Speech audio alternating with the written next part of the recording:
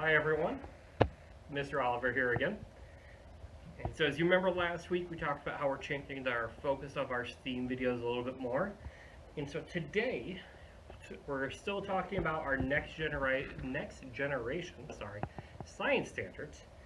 And today this is, gotta look at my notes, E-5-ETS1-1. Don't worry about what that specific is. What it is a standard for a simple design problem that reflects a need. And so today, if you can see my models in front of me, we're going to be talking about the shapes of roofs. So if you drive around town or in your area, you'll generally see the roofs in our area have a fairly standard shape. Um, in fact, the shape is this one here usually. Now this one's called a gable style roof. So it's pitched up here and then it meets the body of the house. And so usually your house is a little bit bigger than this, but so you'll have a different length this way and maybe even something a little coming off the side, which has a slightly different name, but they're all gable style. And you might also see this style here. So this is called an A-frame house, where it's a very steep pitched roof, and the roof actually goes all the way down or almost all the way down to the ground. And the reason why we have those roof types is because we get snow in our area.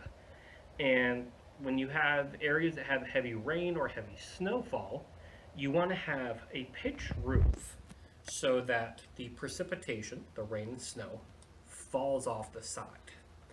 And these A-frames are designed for areas that get a lot of snow. So you'll see them in heavily wooded areas in like mountain ranges, or if you go to places like in Scandinavia, in different parts of Northern Europe, A-frames were very traditional style of housing too, or similar pitched roofs. Now, if you go to places like the Southwest United States, so Arizona, Nevada, Texas, California, or even in the Mediterranean, so Greece, southern Spain, parts of the northern part of the African continent, you'll see a lot of areas that have flat roofs. And the reason for that is that they don't get as much precipitation. They're usually drier all year round, and so they can actually utilize the top roof, and they can do gardens or sitting areas. And what they'll do, because sometimes it does rain, is they'll have gutters on the side, kind of think like gargoyles on the side of old buildings, where they just kind of one or two areas on each side where the water comes out. And if you actually look at some commercial buildings, so especially like skyscrapers, they'll look like they're flat, but they're not. They actually have a slight curve or a slight tilt to them. And so they'll be flat from very far away, but if you get up close, they're actually angled. So the rain runs off them, and so they don't collapse.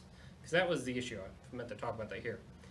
If you have a flat roof in an area that gets a lot of snow, because you remember, we get snow sometimes October, sometimes November, and it'll last till March, maybe April. So it's sitting for several months, and that snow starts to get really heavy. And too much snow on a flat thing, and well, I can't really do it with these because they're tight. But if you put too much snow, the pressure builds, and it'll actually collapse the roof and damage the interior of the house. So another type over here, this is called a gable style roof. So it's similar to the gable in that it has a pitched roof here, but actually it has one pitch here and then another steeper pitch here. And so this allows precipitation, snow and rain to roll off. But as you see here, it's actually taller than a traditional gable style roof. And you actually have more space up here in the roof area. So you'll see this a lot of times in barns. So what they'll do is they'll have the bottom floor where they'll keep animals or equipment and machinery. And then up top in the roof area, they'll keep hay or feed or other tools.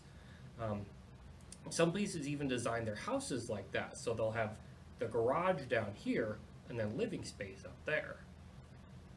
And that's cool. Our last roof shape I want to talk about is a little different, and I had a hard time building building a base that would fit it. And so this is called a butterfly.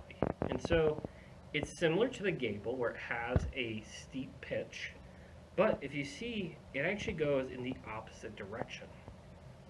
And you'll find these a lot of times in traditional style Victorian London houses over in England, or in other places where they want to control where the water goes.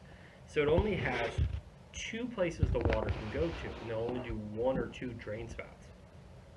So as here, when the rain hits it, rain goes everywhere. This, only right here. And they'll do that to control the rainfall, like I said, but also if they want to reuse the water, so to water plants, or even some places like JCC in their science building use what they call gray water, so it's rainwater, and they'll use it to flush the toilets with, which is really cool, a good way to reuse water. And so all of these roofs and all these buildings were built with really simple shapes. A lot of different triangles. So we have 3 different triangles here, and a square. And most buildings are built with these 2 basic shapes, triangles and squares, and just different angles on the triangles. And if you were to take this square and pull it farther this way, you would make a rectangle. It's still a square. Or sorry, not a square. A rectangle is a square, but not all, a square is a rectangle, but not all rectangles are square. It's an interesting thing you'll learn later on in math. But, so those 2 basic shapes, just in different sizes, different angles, makes a lot of the buildings that you see around you. So, all right, guys. Until next time, next Tuesday at 2. See you around.